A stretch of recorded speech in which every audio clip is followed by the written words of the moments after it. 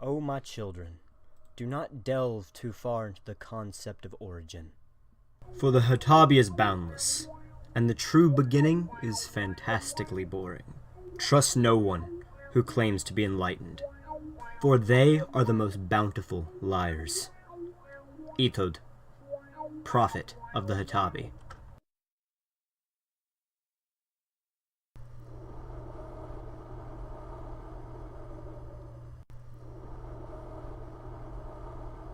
The dreamer had been patient in the timeless void. But one can only partake in the warm bliss of oblivion for several kalpas before boredom creeps in. A common hobby of most godheads during times of non-existence was to tease the ideas of creation, but never manifest them into a state of being. Throughout the aeons, the dreamer had many ideas, and they were good and bountiful, for no other ideas were present. So by cosmic default, these ideas would be the best the universe had ever seen since the apocalypses and ages long past.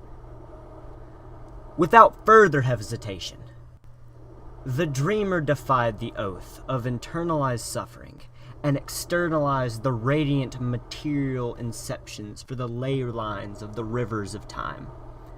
The nomenclature was formed to give the growing deltas a sense of importance. From the first whispers came the name, Hitabi. Through sacrificial mitosis, the dreamer forged a child. This celestial child was knighted as Somi, and was tasked with finding the highlights of existence and outlining the tomes of Omega. Somi nodded, and without hesitation or fear, dissolved into the Hitabi itself, ready for the boundless adventures that awaited their fledgling soul. The dreamer was pleased at its work, but there would be no day of rest, for the ethereal brush of material initiation filled the Godhead with an eternal euphoria that coursed through the divine veins. The tendrils of the Hitabi begun to surge from the source material and weave the very concepts of possibility. The solemn songs of the unsung, the ashen libraries, and the imagery of empires at the dusk of their development all lie here. The dreamer held no special place for any one part, for the whole of its conception was their magnum opus. One can only expound upon the infinite for several eldritch generations before the saintly nihilistic crisis sets in. What good is a novel with only a perfect protagonist?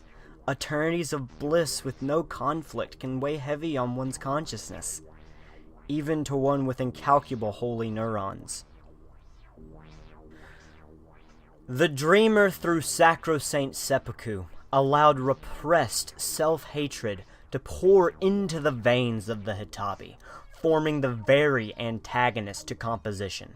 The brush of creation severed through the boundless form, and the blood of the Godhead spewed unharmonious symphonies.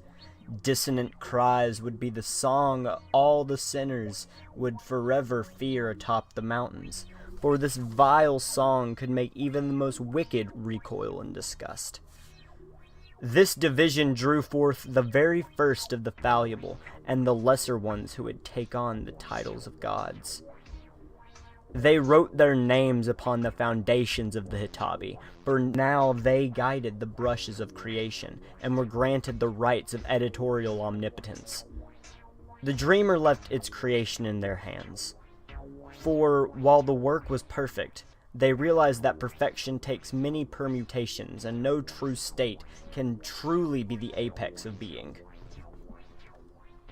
In the last fleeting moments of unified cognizance, the patchwork of the remnants of the Godhead locked in fundamental, unalterable truth.